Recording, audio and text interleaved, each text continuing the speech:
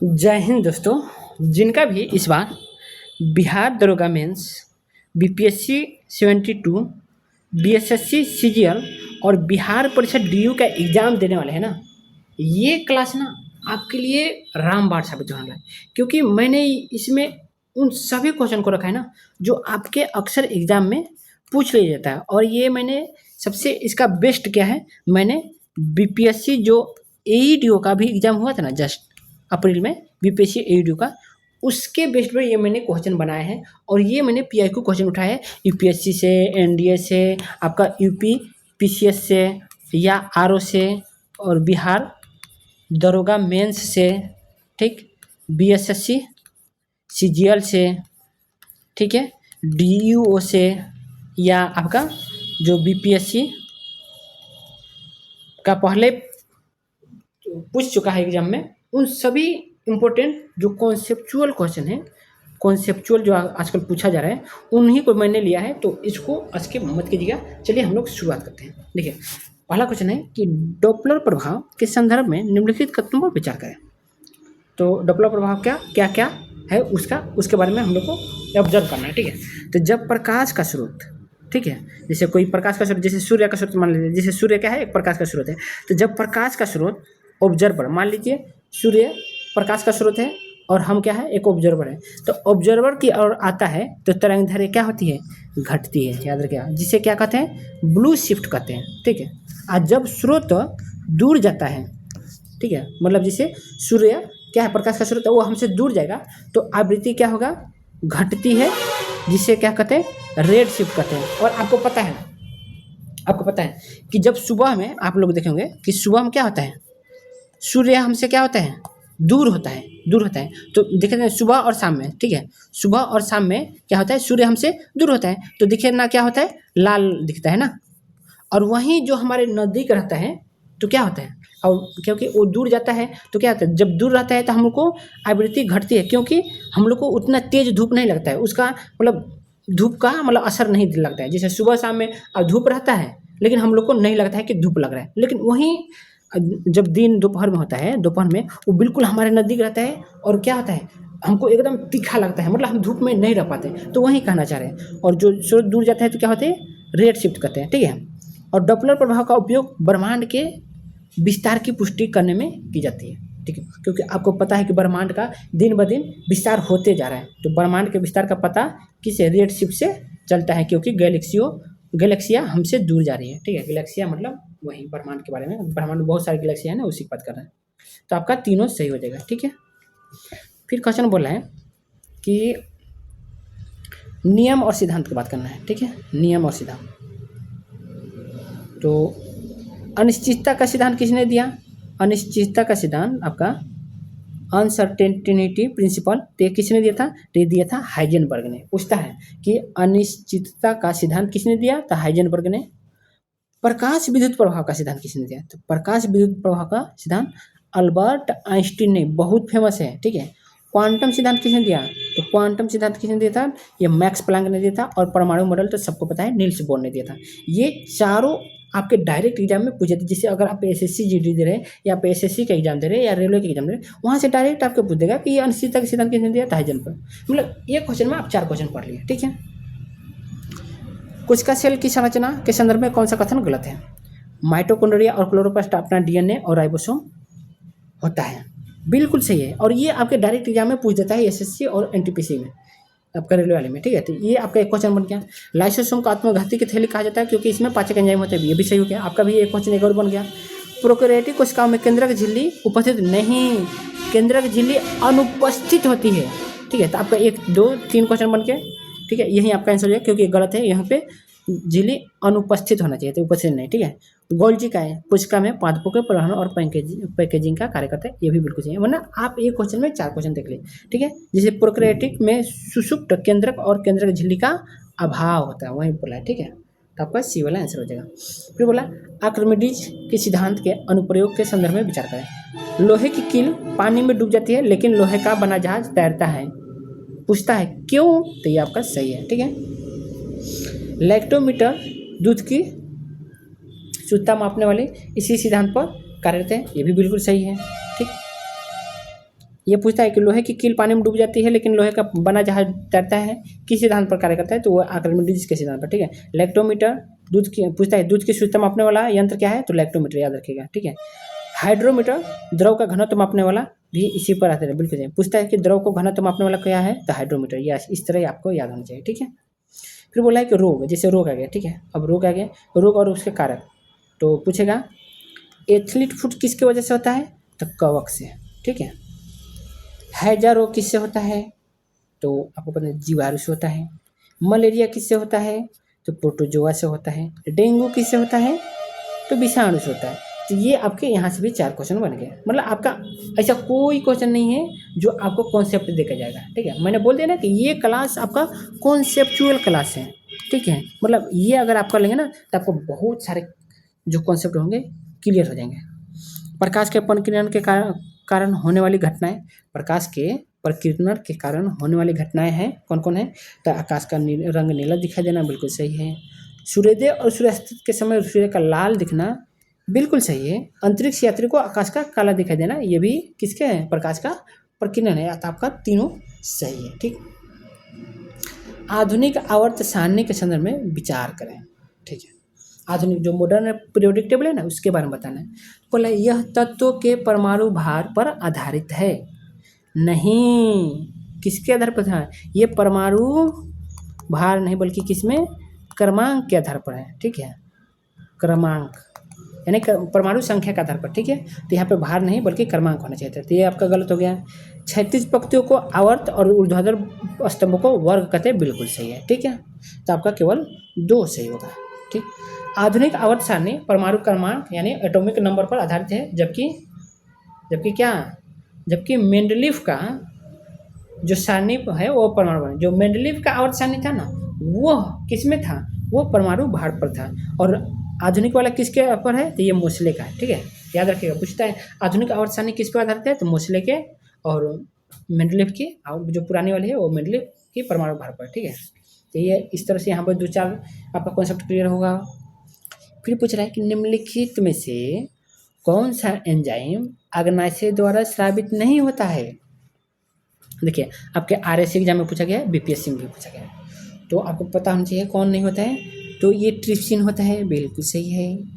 Amylase होता है, देखिए ट्रिप्सिन क्या करते हैं, ये प्रोटॉन को पचाता है, कहाँ से निकलता है, अग्नाशय से। एमाइलेज है, बिल्कुल सही है, ये किसको पचाता है, कार्बोहाइड्रेट को। लाइपेज है, ये वसा को पचाता है। रेनिन क्या होता है, ये दूध का पाचन करता है, ये भी क्या है, प्रोटीन को पचाने वाला, लेकिन कौन से प्रोटीन का, दूध वाला प्रोटीन को। ठीक है, तो दूध को पचाने वाला एंजाइम कौन है, रेनिन है। और ये कहाँ से निकलता है, ये हमारे अग्नाशय में नहीं बल्कि आमाशय में होता है। ठीक है, याद रखिएगा। विद्युत चुंबकीय प्रेरण का सिद्धांत किसने दिया था, तो विद्युत चुंबकीय प्रेरण का सिद्धांत यानी इलेक्ट्रोमैग्नेटिक इंडक्शन का सिद्धांत किसने दिया, तो ये माइकल फैराडे ने दिया था। ठीक है, और इसी सिद्धांत पर कौन कार्य करता है, जनरेटर कार्य करता है। ठीक है, आगे चलते हैं। फिर बोला है अब अम्ल है और उसका स्रोत, तो लैक्टिक अम्ल कहाँ से प्राप्त होता है, तो लैक्टिक अम्ल दूध और दही से। ठीक, एसिटिक अम्ल किसको, तो सिरका से। ठीक, टार्टरिक अम्ल ये इमली से। ठीक है, टार्टरिक और अंगूर हो गया वो इमली से हो जाएगा। मेथनोइक जो फॉर्मिक अम्ल बोलते हैं उसको चींटी के डंक से, चिट्टी हो गया आपका, मधुमक्खी हो गया, उन सब के डंक में क्या होता है, मेथनोइक अम्ल होता है। ग्रीन हाउस गैस प्रभाव के लिए सर्वाधिक उत्तरदायी गैसों का घटता क्रम बताना है कि सबसे ज़्यादा उत्तरदायी कौन है, तो सबसे ज़्यादा कौन है, CO2 है, फिर उसके बाद में अमोनिया है, फिर आपका N2O है, फिर CFC है। ठीक है, नाइट्रस ऑक्साइड। ठीक है, नाइट्रस ऑक्साइड, CFC, क्लोरोफ्लोरोकार्बन, तो ये आपका हो जाएगा। ठीक है, ग्रीन हाउस जो आपका गर्मी करते हैं ना, देख रहे हैं ना कि आजकल जो दिन ब दिन बहुत गर्मी होते जा रहा है, वही बोला है ग्रीन हाउस प्रभाव। गुरुत्वाकर्षण नियतांक यानी बड़ा जी और गुरुत्वीय त्वरण यानी छोटा जी के संदर्भ में क्या सकते हैं, तो जी का मान स्थान बदलने पर बदलता है, नहीं, जी का मान स्थिर होता है, तो ये गलत हो गया। जी का मान पूरे ब्रह्मांड में स्थिर होता है, नहीं, ये वाला चीज़ यहाँ से होगा और ये वाला चीज़ यहाँ होगा, मतलब एक दूसरे को उल्टा कर दिए तो ये दोनों गलत हो गया। एक दूसरे को उल्टा रहते तो सही रहता है। जी का मान स्थिर रहता है, बिल्कुल सही है, जबकि जी का मान, छोटा जी का मान स्थान के साथ बदलता है, तो ये आपका सी वाला सही है। ठीक है। जी क्या है? बड़ा जी यूनिवर्सल कांस्टेंट है, जबकि जी का मान ध्रुव पर अधिक और भूमध्य रेखा पर क्या होता है? कम होता है। ब्लड के संदर्भ में कौन सा कथन सही है? तो ब्लड, रक्त एक क्षारीय विलयन है। ठीक, रक्त क्या है? का क्षारीय विलयन है और इसका पीएच मान कितना होता है? 7.4 होता है। कितना होता है? 7.4 होता है। और हीमोग्लोबिन में क्या, कौन सा तत्व पाया जाता है? तो लोहा, आयरन। ठीक है, बिल्कुल सही है। श्वेत रक्त कोशिकाएं शरीर की रक्षा प्रणाली को कार्य करता है, बिल्कुल सही है, आपका तीनों सही है। ठीक है। साबुन के बुलबुले रंगीन दिखाई देने का कारण क्या है? तो प्रकाश का व्यतिकरण। ठीक है, यानी इंटरफेरेंस, यही आपका कारण है। जेनेटिक इंजीनियरिंग में किस आणविक यानी मोलिकुलर सीजर का उपयोग डीएनए को काटने में किया जाता है? तो कौन सा? तो रेस्ट्रिक्शन एंडोन्यूक्लियेज। ठीक है, रेस्ट्रिक्शन एंडोन्यूक्लियेज का ये क्वेश्चन आ जाएंगे आपके एग्जाम में, क्योंकि आपके 2 बार पूछा यूपीएससी और आरएससी में। ठीक है, तो ये आपको पता चाहिए जेनेटिक इंजीनियरिंग में किस आणविक कैंची का उपयोग डीएनए को काटने के लिए? तो रेस्ट्रिक्शन एंडोन्यूक्लियेज। फिर अगला देखते हैं मॉडर्न हिस्ट्री क्वेश्चन कि 1857 के विद्रोह के वैचारिक पक्ष के संदर्भ में विचार कीजिए। यह केवल एक सैनिक विद्रोह था जिसमें आम जनता की कोई भागीदारी नहीं थी। गलत। ठीक है, इसमें आम जनता ही तो ज़्यादा लिए थे ना। ठीक है, केवल सैनिक लोग थोड़े लिए थे, आम जनता बहुत लिए थे, क्योंकि आपको पता है इसमें विद्रोह बहुत हुआ था। विनायक दामोदर सावरकर ने इसे भारतीय स्वतंत्रता का प्रथम युद्ध कहा था, बिल्कुल सही है। विद्रोह की विफलता का मुख्य कारण शिक्षित मध्यम वर्ग का विद्रोह से तटस्थ रहना था, बिल्कुल सही, यानी आपका दोनों सही है। ठीक है, ये आपका गलत हो जाएगा। बोला है कि 1857 का विद्रोह जन भागीदारी से युक्त था, विशेषकर अवध में, इसलिए केवल सैनिक विद्रोह कहना क्या है? गलत है। आप व्याख्या जरूर देख लेना। ठीक है, अगला क्वेश्चन है कि भारतीय परिषद अधिनियम 1909, जिसे मार्लो मिंटो सुधार कहा जाता है, का सबसे विवादास्पद प्रावधान क्या था? तो वायसराय की कार्यकारिणी में भर्तियों की नियुक्ति, ये उतना विवाद नहीं था। बजट पर चर्चा करने का अधिकार, ये भी नहीं था। सांप्रदायिक निर्वाचन, मतलब अलग अलग जब निर्वाचन का मंडल बना ना की शुरुआत था, जिसमें हिंदू का अलग और मुस्लिम का अलग, तो इसलिए वो सबसे बड़ा विवाद था। तो ये आपका सी आंसर हो जाएगा। इसने भारत में सांप्रदायिक के बीज बोए, जिसे लॉर्ड मिंटो ने घातक विष कहा था। किसने कहा था? लॉर्ड मिंटो ने घातक विष बोला था। अगला है कि आंदोलन को उसके वर्ष घटना से सम्मिलित कीजिए। तो चंपारण सत्याग्रह, क्या होता है चंपारण सत्याग्रह में? तो आपको पता है, गांधी जी का प्रथम सविनय अवज्ञा बोला जाता है। ठीक है, चंपारण सत्याग्रह को। अहमदाबाद मिल हड़ताल को क्या बोलते हैं? तो गांधी जी की प्रथम भूख हड़ताल बोले जाते हैं। खेड़ा सत्याग्रह क्या था? तो प्रथम पूर्ण किसान आंदोलन था। ठीक है, और रोलेट सत्याग्रह प्रथम अखिल भारतीय आंदोलन। ठीक है, तो ये आपका डायरेक्ट आमने सामने सुमेलित है। ठीक है, अगला है कि भारत की संविधान की प्रस्तावना के संदर्भ में कौन सा कथन सही है? तो प्रस्तावना संविधान का हिस्सा नहीं है, गलत है, क्योंकि हिस्सा है। प्रस्तावना न्यायालय में परिवर्तनीय है? नहीं है, वो परिवर्तनीय नहीं है। प्रस्तावना को अभी तक केवल एक बार 42वें संशोधन द्वारा संशोधित किया गया, बिल्कुल सही है। ठीक है, तो ये आपका यही आंसर हो जाएगा, क्योंकि सही पूछा था। ठीक है, केशवानंद भारती केस 1973 के अनुसार पूछता है, केशवानंद भारती केस कब होता है? 1973 के अनुसार प्रस्तावना संविधान का अभिन्न अंग है, लेकिन यह गैर परिवर्तनीय है। ठीक है, यहाँ पर जबकि बोला था परिवर्तनीय, तो गलत है। ठीक है, यहाँ पे गैर परिवर्तनीय है। मूल अधिकारों और नीति निर्देशक तत्वों के बीच मुख्य अंतर है। ठीक है, यानी मौलिक अधिकार और आपका नीति निर्देशक तत्वों के बीच में क्या अंतर है? तो मूल अधिकार सकारात्मक है, जबकि डीपीएसपी नकारात्मक है। ठीक है, गलत, ये नहीं है। ठीक है, मूल अधिकार न्यायोचित है, जबकि डीपीएसपी गैर न्यायोचित, बिल्कुल सही है। ठीक है, डीपीएससी केवल केंद्र सरकार के लिए, गलत है। मूल अधिकार केवल विदेश, तो ये आपका केवल बी वाला सही है। ठीक है, स्वदेशी आंदोलन के संदर्भ में निम्नलिखित कथनों पर विचार करें। इसमें पहली बार महिलाओं ने घर से बाहर निकलकर धरने प्रदर्शन में भाग लिया था, बिल्कुल सही है। बंगाल के बाहर इस आंदोलन का नेतृत्व लाला लाजपत राय और बाल गंगाधर तिलक ने किया, बिल्कुल सही है। मुस्लिम लीग ने इस आंदोलन का पूर्वजन समर्थन किया, नहीं। मुस्लिम लीग स्थापना 1906 और ढाका के नवाब, देखिए जबकि हुआ है क्या, स्वदेशी आंदोलन 1905 में हुआ है, जबकि बोला कि मुस्लिम लीग ने भाग लिया, जबकि मुस्लिम लीग तो उस टाइम बना ही नहीं था। तो देखिए मुस्लिम लीग स्थापना 1906 और ढाका के नवाब सलीमुल्लाह ने विभाजन का समर्थन और स्वदेशी का विरोध किया था, ठीक है।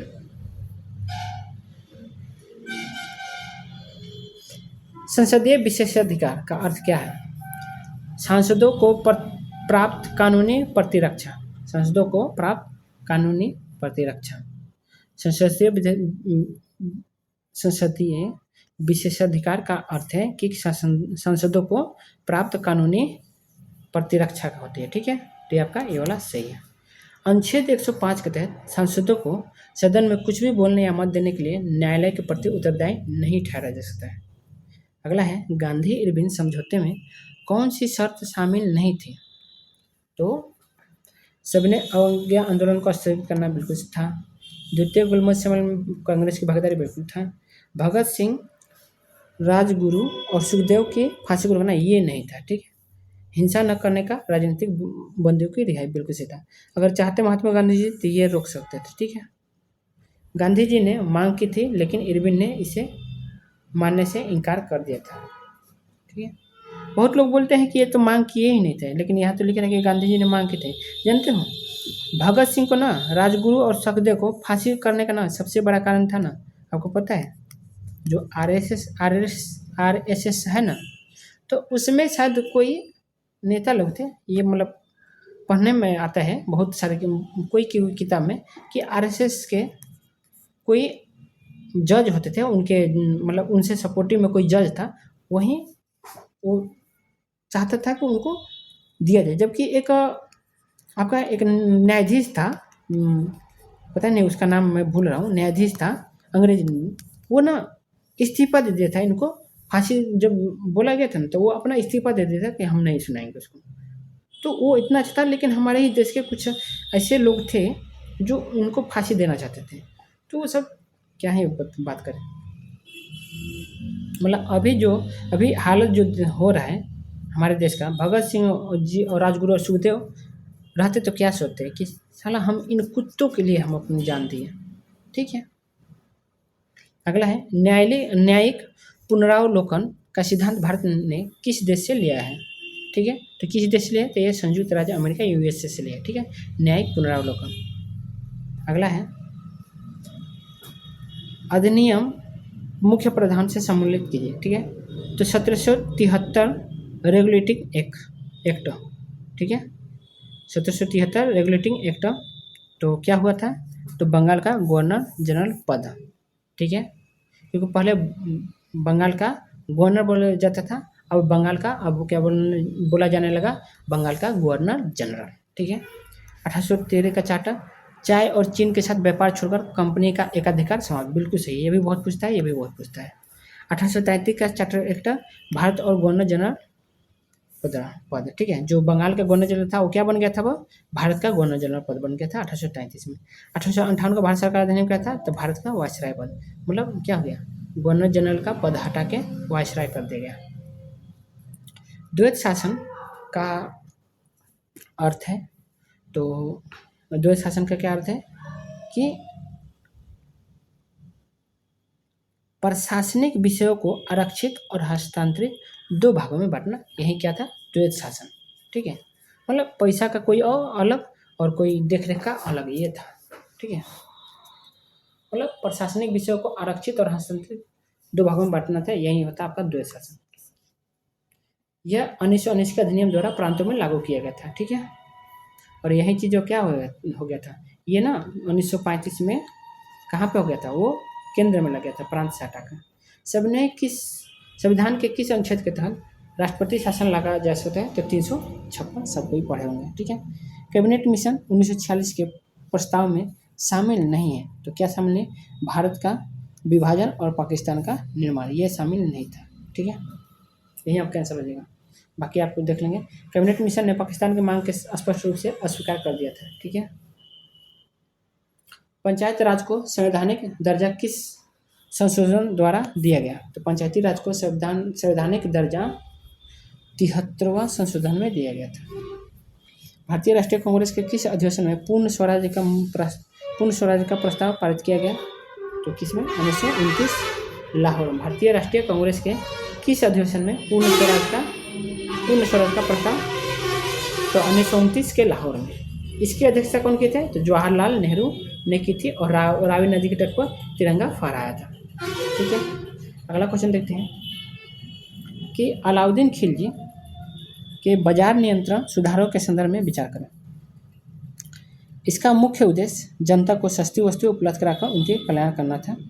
गलत। ठीक है, ऐसा कुछ नहीं था। उसने सहना ए मंडी नामक अधिकारी को बाजार का अधीक्षक नियुक्त किया था। बिल्कुल सही है।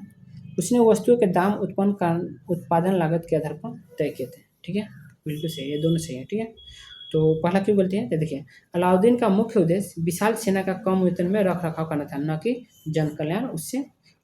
उसने कीमतों को बहुत कड़ाई से नियंत्रित किया था। ठीक है, तो ये कारण था। मुगलकालीन मनसबदारी प्रथा के बारे में क्या सकते हैं? तो मनसबदार का पद अनुवांशिक होता था, तो इसका डायरेक्ट आपका क्या आंसर हो जाएगा? ये नहीं होगा। ठीक है, ये नहीं है कि मनसबदार का पद अनुवांशिक होता था, नहीं, ऐसा कुछ नहीं था। जात पद मनसबदार की व्यक्तिगत स्थिति और वेतन को दर्शाता है। बिल्कुल सही है। ठीक है, सवार पद से घोड़ों और सैनिकों की संख्या निर्धारित होती है। बिल्कुल सही है। ठीक है, तो ये आपका दोनों सही है, डी, बी और सी। मनसबदारी अनुवांशिक नहीं थी। ठीक है, जबकि यहाँ बोला क्या है? अनुवांशिक है। ठीक है, ये गलत हो गया। सम्राट किसी को भी मनसब से हटा सकता था या पदोन्नत कर सकता था। अगला क्वेश्चन है,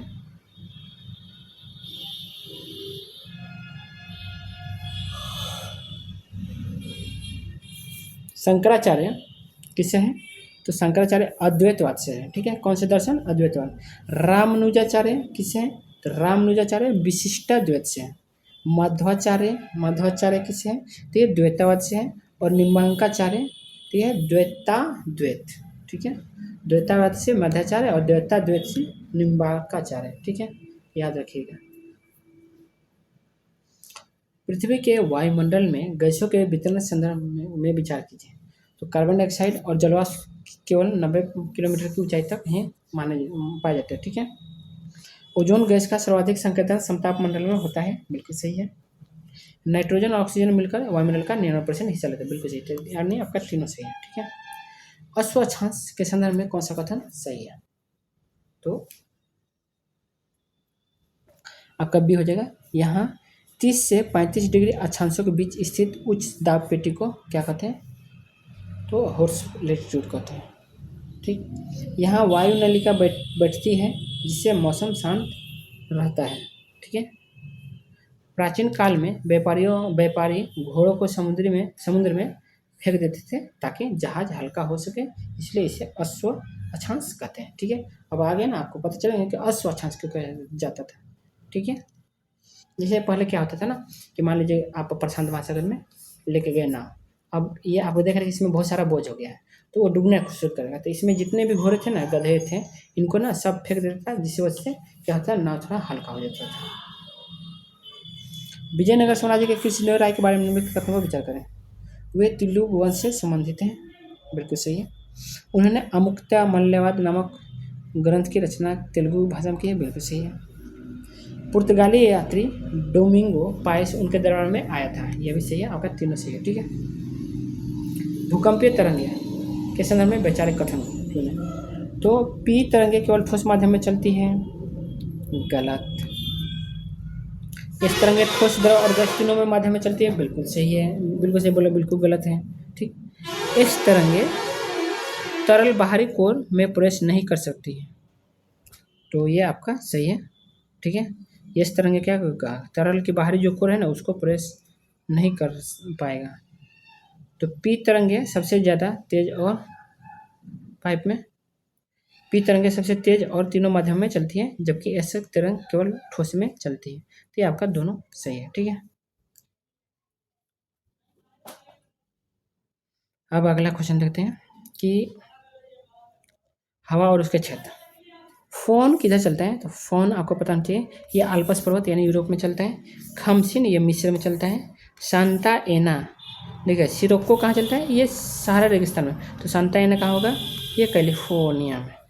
ठीक है।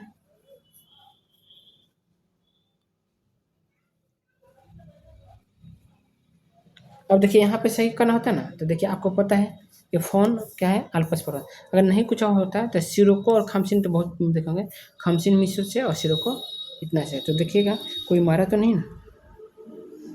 दिल्ली सल्तनत के एकता प्रथा का मुख्य उद्देश्य क्या था? दिल्ली सल्तनत के एकता प्रथा का मुख्य उद्देश्य क्या था? तो राजस्व एकत्र करना और सैन्य सेवा सुनिश्चित करना। क्या था? दिल्ली सल्तनत की एकता प्रथा का मुख्य उद्देश्य राजस्व एकत्र करना और सैन्य सेवा से सुनिश्चित करना था। इसे इल्तुतमिश ने व्यवस्थित रूप में शुरू किया था। ठीक है। ग्रेट बैरियर रीफ के संदर्भ में कौन सा कथन गलत है? यह ऑस्ट्रेलिया के उत्तरी पूर्व तट पर पाई जाती है, बिल्कुल सही है। यह दुनिया की सबसे बड़ी मूंगा कोरल चट्टान प्रणाली है, बिल्कुल सही है। यह प्रशांत महासागर में स्थित है, बिल्कुल सही है।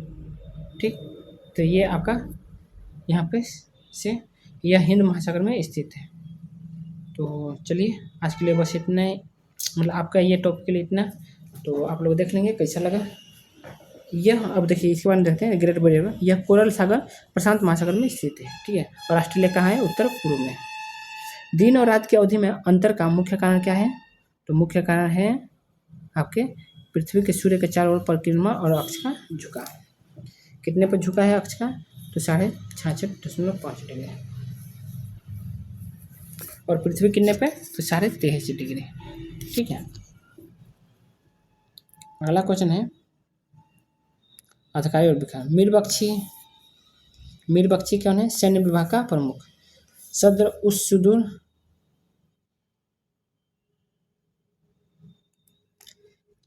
शूद्र ए सुदूर कहाँ होगा? तो ये धार्मिक और ज्ञान विभाग में। मीर ए सामा क्या है? तो मीर ए सामा आपका शाही कारखानों का प्रमुख है। और मुहतजीब क्या है? मुहतजीब क्या है? तो आपको पता होना चाहिए, ये आपका जन आचरण का निरीक्षण करते हैं। ठीक है। स्वेज नहर किन दो जल निकायों को जोड़ती है? तो स्वेज नहर आपको पता है किसको किसको जोड़े? तो भूमध्य सागर और लाल सागर। तो आपका बी आंसर हो जाएगा। ठीक। शेरशाह सूरी के प्रशासनिक सुधारों में रैयतवारी का अर्थ क्या है? शेरशाह सूरी के प्रशासनिक सुधारों में रैयतवारी का अर्थ था, तो क्या था? सीधे किसानों से संपर्क कर लगान निर्धारित करना। ठीक है। विश्व की गहरीतम झील कौन सी है? तो गहरीतम झील आपका बैकाल झील है। ठीक है। तो चलिए आज के लिए बस इतना ही। आपका क्लास कैसा लगे आप लोग एक बार कमेंट कीजिएगा। अगर अच्छा लगा हो तो मैं इसका आगे का क्लास भी लाऊंगा। बहुत सारे अभी क्वेश्चन बचे हैं तो उसको भी लाऊंगा। और अच्छा लगा हो तो लाइक कर देना एंड सब्सक्राइब कर देना। बाकी आपकी मर्जी। देखने के लिए बहुत बहुत धन्यवाद।